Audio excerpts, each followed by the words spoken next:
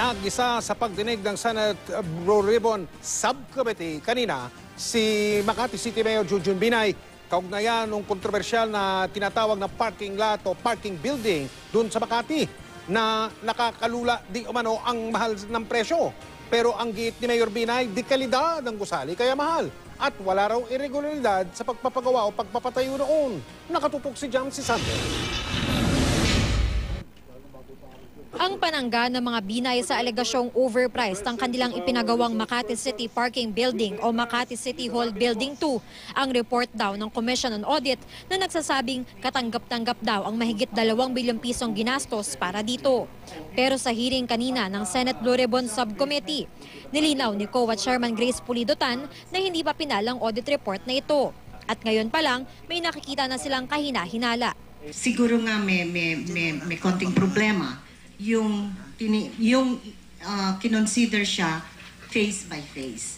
Because this is just one project, in effect, one building. So we are really going to look into it as Is that already a red flag that one building is divided into 5 phases or that's normal? In the usual course, it's a red flag, Your Honor.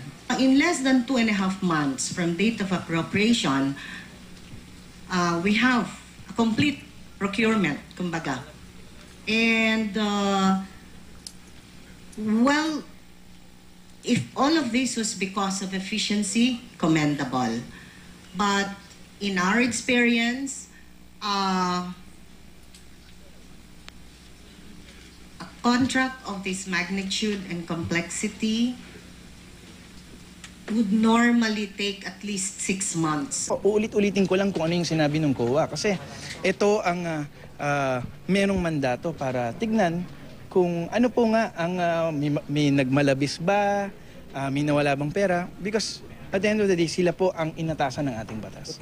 Ang gumawa ng COA report na dating resident auditor ng Makati City, inaming ang huling bahagi na lang ng construction ang inabot niya nang maupo sa pwesto at umasa lamang siya sa report ng mga nauna sa kanya. Kinokulate ko lang, parang ako ang data gatherer lang ng mga previous actions ng mga dating auditors at saka yung mga dating engineers na na-assign doon. Ayon kina Attorney Renato Bondal at Nicolas Ching Enciso VI, sobrang mahal daw at maraming katiwalian sa pagpapagawa ng 11 palapag na gusali. Kaya sila nagsampa ng reklamong plunder at graft laban sa mag-amang Binay. 2 bukol po ang inabot namin dyan sa Makati. Yung bukol ng utang at saka yung bukol ng nakulimbat dyan sa pagpapatayo ng building na yan. Aminado si Bondal na kalaban nila ang mga Binay sa politika. Pero sa pinagawa daw nilang pag-aaral sa Cuervo Valuers and Advisory Incorporated, lumalabas na 23,000 pesos per square meter lang daw dapat ang ginastos sa pagpapagawa ng parking building. Pero umabot daw sa may 80,000 pesos per square meter ang ginastos dito. Giit ni Makati Mayor Junjun Binay, hindi overpriced ang gusali. Ang ginawa po namin ay isang world-class building na pinakikinabangan ng mga taong gagamit nito. Mga empleyado namin at ang libo-libong residente at kliyente ng Makati. Gusto namin ipakita na kaya ng Makati na maging globally competitive. Puno ng emosyon si Bondal habang sumasagot sa mga senador. Sa isang punto, nabanggit nito ang tungkol sa bahay ni Mayor Junjun Binay na meron umanong elevator. Siguro, mas maganda pa yung elevator sa bahay ni Mayor Junjun kaysa dyan sa ginamit dyan sa Makati Parking Building. Mayor Junjun, do you confirm that? Meron bang elevator yung bahay ninyo? Please use the mic, please. Tama po yan. Bukod sa Makati City Hall building, sabi ni Bondal, overpriced din daw ang pagpapagawa ng Makati City Hall, Ospital na Makati at Makati Science High School. Bagay na itinanggi ni Binay. Dala rin ni Bondal ang sample ng mga birthday cake na pinamimigay daw ng lungsod sa mga senior citizens. Itinanggi rin ni Binay na overpriced ang mga ito. I will limit the related anomalies to something connected with building structures in the city of Makati. So kung may issue dun sa cake, let another senator bring it to the plenary.